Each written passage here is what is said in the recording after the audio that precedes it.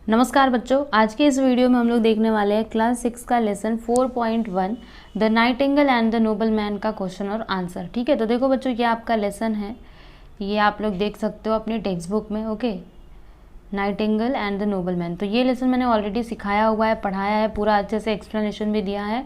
तो आप लोग प्लेलिस्ट में जा करके उस वीडियो को जरूर देख लीजिएगा। ठीक है, तो चलिए स्टार्ट करते हैं। यहाँ पे देखो, सबसे पहला क्वेश्चन क्या है कि read the story and say whether the following statements are true और फॉल्स। ठीक है, पॉइंटर्स के जो क्वेश्चन दिए गए उनके आंसर मैं आप लोग को दे रही हूँ, ध्यान से समझ लेना, टेक्स्ट बुक लेकर के बैठो। आपको बताना है कि ये जो स्टेटमेंट्स यहाँ पे दिए गए हैं ये ट्रू है कि फॉल्स है। ठीक है, तो पहले यहाँ पे no bird likes to be set up in a case, तो बताओ ये ट्रू है कि फॉल्स है। बच्चों ये देखो ट्रू है। बी है यहाँ पे the noble man was rich and happy, तो ये ट्रू है कि फॉल्स है, ये फॉल्स है। फिर सी है यहाँ पे the noble man did not set the bird free, ये भी क्या है, फॉल्स है। ओके, फिर उसके बाद यहाँ पे D the noble man didn't think much of the secret, ये क्या है, ट्रू है। फिर ई है यहाँ पे the nightingale had rare diamonds under his wings, बताओ ये ट्रू है कि फॉल्स है, तो ये फॉल्स है। ठीक है, फिर उसके बाद यहाँ पे एफ है the noble man believe that the nightingale had diamonds, ये ट्रू है कि फॉल्स है, तो ये ट्रू है। ओके, फिर यहाँ पे जी देख लो द नाइटिंगेल फ्लीव अवे, तो बताओ ये ट्रू है कि फॉल्स है, ये ट्रू है। ठीक है, तो इस प्रकार से आपको करना था, समझ में आया। अब अगला देख लेते बच्चों। देखो अभी ये क्या है, solve the following puzzle, the letters in the pink boxes form the name of the bird in the story, use the letters given on the right and the letter in the pink box to make words from the story. देखो बच्चों, अब आपको क्या करना है, एकदम ध्यान से सुनना। यहाँ पे ये जो पिंक बॉक्सेस दिए गए हैं, इसमें जो लेटर्स दिए गए, ठीक है, इसमें जो लेटर्स हैं इनकी हेल्प से क्या बन रहा है, ये जो आपका लेसन है इसमें जो बर्ड का नाम आया ना, वो बर्ड मतलब जो बर्ड आया है उसका नाम बन रहा है। जैसे कि आप देखो NIGHT, देखो NIGHT, नाइट एंगल। ठीक है, और नाइट एंगल ही बर्ड इसमें आया है इस लेसन के अंदर। ठीक है, इतना समझ में आया। अब देखो इसके साइड में ये कुछ वर्ड्स दिए गए, तो इनका यूज़ करके आपको मतलब इसका यूज़ करना है यहाँ पे और वर्ड्स बनाने जो इस लेसन के अंदर आए हैं। ये तो पूरा नाइटिंगेल बना रहे, ठीक है, लेकिन और दूसरे जो वर्ड्स इस लेसन में आए हैं वो इनकी हेल्प से बनेंगे। ठीक है, जैसे यहाँ पे NOW, देखो W दिया था, OW हमने लिख दिया, तो नाउ इस लेसन में आया है। हाँ जी, फिर उसके बाद बर्ड, देखो DBR, तो डी को यहाँ पे रखा, बी को यहाँ पे, आर को यहाँ पे, तो ये बर्ड हो गया। फिर वैसे ही केज आप देख सकते हो, आपको समझ में आ रहा होगा, use, master, rich, under, wings, day, flew, give. Okay, तो इस तरीके से करना है, समझ में आ रही होगी आपको बात, है ना। चलिए आगे चलते हैं। क्वेश्चन नंबर 3 है यहाँ पे कि the nightingale give the noble man 2 bits of advice, form groups and discuss each of them, can you think of the story event, any experience related to each, write it down, try to find similar sayings और proverbs in your mother tongue. देखो बच्चों, अब आपको क्या करना है, जैसे कि आप लोग वो जो नाइटिंगेल था यानी कि बुलबुल, ठीक है, बुलबुल पंछी ने उस नोबल मैन यानी सरदार को 2 उपदेश दिए थे। ठीक है, एडवाइस मतलब क्या होता है, उपदेश। ठीक है, कुछ अच्छा ज्ञान देना, तो उसने 2 उसको ज्ञान दिए थे, उसके बारे में आप लोग अच्छे से डिस्कस करिए। ठीक है, क्या आपको ऐसी कहानी या फिर ऐसी कोई घटना के बारे में पता है क्या, मतलब इन दोनों से रिलेटेड। ठीक है, उसके बाद आपको क्या करना है, उसे आपको लिखना है, मतलब कोई भी आपको स्टोरी या फिर कोई भी इवेंट अगर याद आता है तो उसे लिखिए और फिर try to find similar sayings और proverbs in your mother tongue, और ऐसा कोई मतलब आपके भाषा में, आपके मातृभाषा में ऐसा कोई प्रोवर्ब हो, कोई कहावत हो, तो वो आप यहाँ पे लिख सकते हो। ठीक है, तो चलो बच्चों मैं आप लोग को बताती हूँ। जैसे यहाँ पे पहला उसने उपदेश क्या दिया था कि never cry over spilt milk, है ना। नेवर क्राई मतलब अगर आपका दूध जो है स्पिल्ट हो गया है तो उसके ऊपर आपको क्या नहीं करना चाहिए, मतलब ऐसे रोना नहीं चाहिए। ठीक है, तो देखो उसके बारे में हमने लिखा है, एक इवेंट मुझे मतलब याद आया, तो यहाँ पे लिखा है कि अ फार्मर, ध्यान से देख लो, मैं पढ़ के बता रही हूँ। A farmer was rearing goats on his farm, he did not take care to build a strong wall around the place in the farm. देखो बच्चों क्या होता है पता है आपको, एक फार्मर था, ठीक है, जिसने बकरियां रखी हुई थी, तो उसको कोई परवाह ही नहीं थी कि वो जहाँ पे बकरियां हैं उसके दीवार जो है उसको अच्छे से मजबूत किया जाए। ठीक है, वो उसने ऐसे ही छोड़ा हुआ था। अब क्या हुआ, एक बार कुछ भटके हुए टाइगर्स जो थे, देखो यहाँ पे लिखा ना, couple of stray tigers enter the place at night and killed many of the goats. ठीक है, तो उसने कुछ भी ध्यान नहीं दिया था। तब एक दिन क्या हुआ कि कुछ भटके हुए टाइगर्स जो थे उनके पास आए और बहुत सारे बकरियों को मार करके वो चले गए, ठीक है। फिर जब फार्मर उठा, the farmer walk up, he wept and wept for the loss, और वो बहुत रोया। क्यों रो रहा था वो? क्योंकि उसका नुकसान हो गया था ना, बकरियां मार दी गई थी।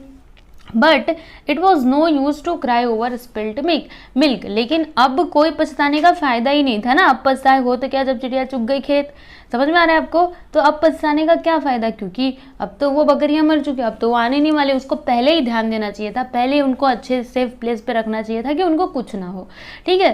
तो इस कहावत से रिलेटेड एक इवेंट मैंने आप लोग को बताया। अभी देखो अगला, दूसरा यहाँ पे कहावत देखो बच्चों, नेवर ट्रस्ट आइडल वर्ड्स, यानी जो कोरे शब्द होते हैं उनके ऊपर हमको भरोसा नहीं करना चाहिए, ठीक है। कोरे शब्दों पे भरोसा मत करो।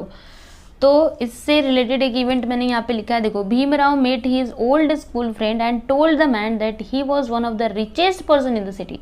I enjoy every luxury in the world, Bhimrao said. The friend was impressed. One day the friend saw that Bhimrao was working as a laborer at the roadside. देखो बच्चों क्या होता है, भीमराव एक बार क्या होता है कि भीमराव मतलब अपने ना पुराने दोस्त से मिलता है, पुराने स्कूल फ्रेंड से, ठीक है। तो उसको बताता है कि मैं क्या हूँ, मैं बहुत ही अमीर हूँ और मेरे पास बहुत सारा पैसा वैसा, ठीक है। इस बारे में वो बताता है अपने दोस्त को। तब जो उसका दोस्त रहता है वो उससे बहुत ज़्यादा इम्प्रेस हो जाता है, ठीक है। अब इतना तो उसने बोल दिया, ठीक है। अब एक दिन क्या हुआ कि एक दिन उसके फ्रेंड ने उसको देखा कि जो भीमराव था ना वो रोड साइड पे लेबर का काम कर रहा था, ठीक है। Then he realise that it was his mistake to trust Bhimrao idle words. तब जाके उसको रियलाइज हुआ कि उसकी ही मिस्टेक थी कि उसने क्या किया, भीमराव के ऊपर भरोसा किया। उसके जो कोरे शब्द थे, उसके जो खाली शब्द थे, उसके ऊपर उसने भरोसा किया, है ना। उसको भरोसा नहीं करना चाहिए था लेकिन उसने किया, ओके। चलिए आगे चलते हैं। सिमिलर, अच्छा ये समझ में आ गया ना। अभी देखो इसी में एक और क्वेश्चन था कि सिमिलर सेइंग, सिमिलर मतलब ऐसे ही कुछ कहावत आपको भी लिखना था। देखिए मैंने यहाँ पे 2 कहावत लिखी है। सिमिलर प्रोवर्ब्स इन हिंदी, हमारी मातृभाषा हिंदी है तो हिंदी में हमने बताया। देखो पहला, अब पछताए हो तो क्या जब चिड़िया चुग गई खेत, एक तो ये हो गया। और दूसरा, जबानी जमा खर्च करना, ठीक है। जबानी ही जमा करना खर्च करना, जमा करना खर्च करना, ठीक है। खाली बस जबानी है, सचमुच का कुछ नहीं करना। तो ये भी एक कहावत ही है, आप लोग देख सकते हो। तो ये 3rd क्वेश्चन का आंसर, तीसरे क्वेश्चन का आंसर ये पूरा है बच्चों, यहाँ से लेकर के यहाँ तक, ठीक है। तो भूलिएगा नहीं, अच्छे से लिखिएगा। अब देखो क्वेश्चन नंबर 4 है यहाँ पे, read aloud the last speech of the Nightingale with proper intonation. देखो बच्चों, जो लास्ट में वो जो नाइटिंगेल था यानी कि बुलबुल, उसने जो लास्ट में उसको सलाह दी थी ना, मतलब जो बोल रहा था, तो उसे आपको क्या करना है, वो पैराग्राफ को एकदम अच्छे से प्रॉपर इंटोनेशन के साथ रीड करना है, पढ़ना है। इंटोनेशन मतलब क्या होता है, चढ़ाव उतराव के साथ आपको उसे पढ़ना है, ठीक है।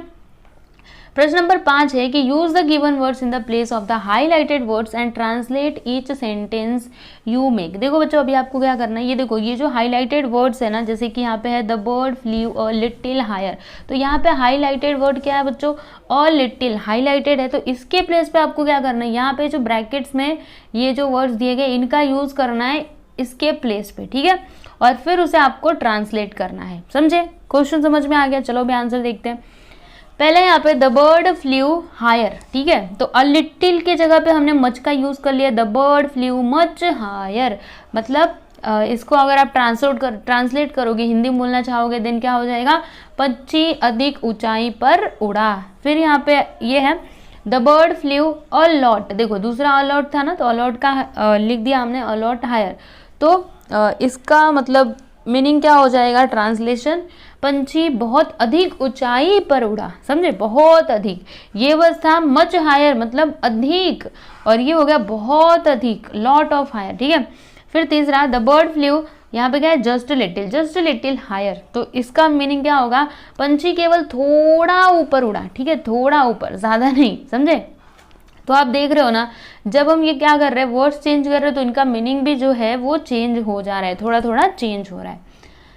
आगे चलते हैं अगला यहाँ पे कि I never trust idle words. अब नेवर के प्लेस पे आपको ऑफन और ऑलवेज का यूज करना है, ठीक है। तो मैंने क्या बोला, पहला I often trust idle words, often, ठीक है, तो अभी इसका मीनिंग क्या हुआ, इसका ट्रांसलेशन क्या हो जाएगा, मैं बहुधा कोरे शब्दों पर भरोसा करता हूँ। ऑफन मतलब बहुधा, ठीक है, बहुधा कोरे शब्दों पर भरोसा करता हूँ। फिर दूसरा है I always trust idle words, यानी मैं हमेशा कोरे शब्दों पर भरोसा करता हूँ। देखो बच्चों, ऑफन और ऑलवेज जब हमने अलग अलग तरीके से यूज़ किया तो इनका ट्रांसलेशन जो है वो भी चेंज हुआ।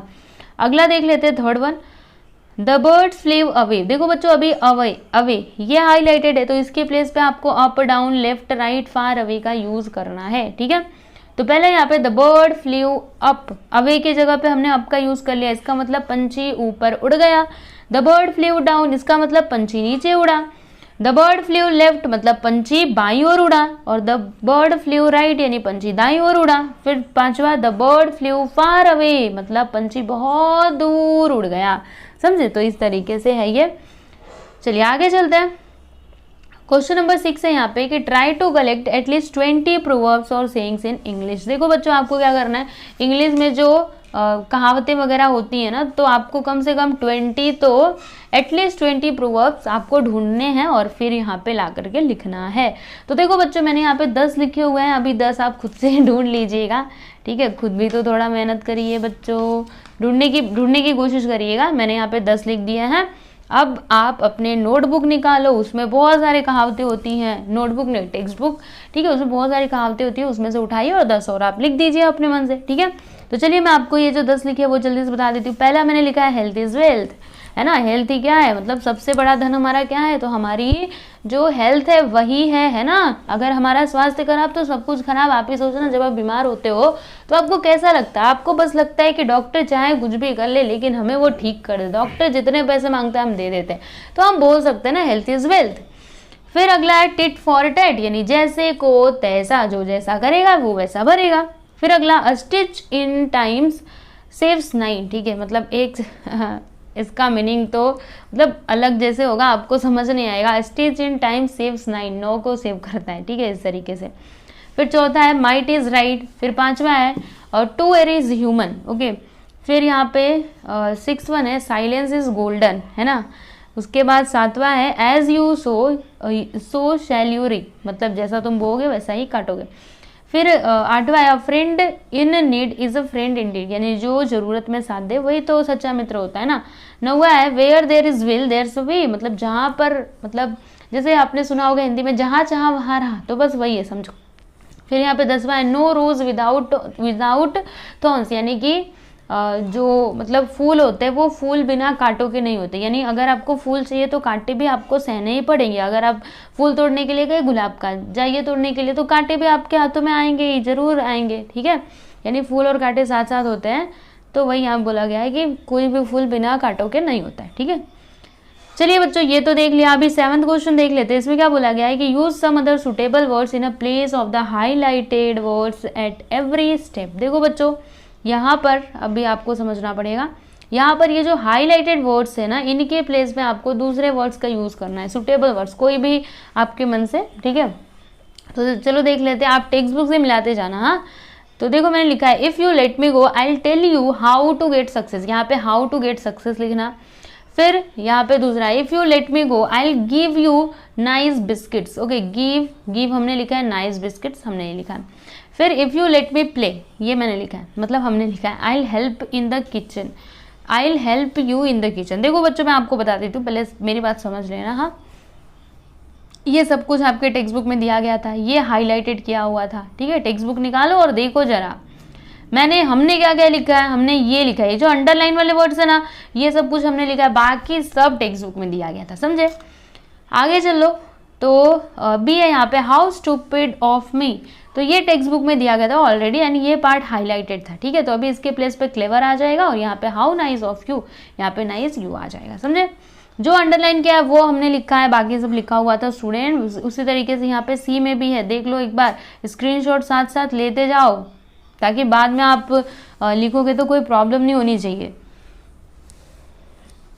अब यहाँ पे क्वेश्चन नंबर 8 है कि what bits of advice do you often get from your family and friend, write down 3 of the bits in your mother tongue, try to translate the bits into English. यानी कि आप जो आपके परिवार वाले हैं या फिर आपके मित्र हैं वो बार बार आपको क्या सलाह देते हैं, उनके द्वारा दी गई कोई भी 3 सलाह आप लोग लिखिए और उसका अंग्रेजी में क्या करिए, ट्रांसलेट कीजिए उसको इंग्लिश में। तो देखो मैंने लिखा है इसका आंसर। पहला, व्यर्थ कामों में समय बर्बाद मत करो। ऐसा बोला जाता है ना कि व्यर्थ के, ऐसे झूठ मूठ के, ऐसे फालतू के कामों में क्यों समय बर्बाद करते हो। ठीक है, तो अभी इंग्लिश में इसका क्या हो जाएगा, don't waste your time in idle work, यानी फालतू के कामों में अपना समय बर्बाद ना करो। समय बड़ा कीमती है ना, एक समय बीत गया तो फिर वो वापस नहीं आने वाला। अभी जो समय चल रहा है इसको वापस ला करके, या फिर जो समय बीत गया, ठीक है, आज का ही सुबह का समझो आप बीत गया तो फिर आप ला सकते हो, उसको वापस नहीं ला सकते। दूसरा, बड़ों का सम्मान करो। ये हमको सिखाया जाता है ना कि हमें बड़ों का सम्मान करना चाहिए, उनसे सम्मान से बात करनी चाहिए, ठीक है, वो जो बोले वो करना चाहिए। तो ये क्या हो गया बच्चों, मतलब ये भी एक एडवाइस ही है, सलाह ही है। तो अभी इसका इंग्लिश में ट्रांसलेशन क्या हो जाएगा, रेस्पेक्ट एल्डरली पर्सन्स, यानी जो बड़े हैं उनका रेस्पेक्ट करो। फिर अगला है, सब्जियां खाओ तुम्हारे स्वास्थ्य के लिए उपयुक्त है। ये भी तो हमको बोला जाता है कि हमें हरी सब्जियां खानी चाहिए। तो इसका इंग्लिश में क्या हो जाएगा, eat vegetables, they are good for your health, मतलब वो आपके हेल्थ के लिए अच्छे हैं। ठीक है, अब देखो जो लास्ट में कुछ प्लूरल फॉर्म्स दिए गए, इन्हें पढ़ लेते हैं हम लोग। Man main, noble man noble man, women women, child children. ठीक है, तो यहाँ पे देखो ये है एक वचन, ये है बहुवचन, ये एक वचन, ये बहुवचन। ठीक है, सबका बहुवचन और एक वचन यहाँ पे लिखा गया है, यानी कि सिंगुलर एंड प्लूरल नंबर, समझे। तो यहाँ पे बस इसे आपको पढ़ना था, ज़्यादा कुछ नहीं करना है। ओके, तो यहाँ पे हमने ये लेसन का क्वेश्चन आंसर कंप्लीट कर लिया है। मुझे उम्मीद है कि आप लोग को ये वीडियो अच्छा लगा होगा। ठीक है बच्चों, तो चलो अब मिलते हैं हम लोग नेक्स्ट वीडियो में। धन्यवाद।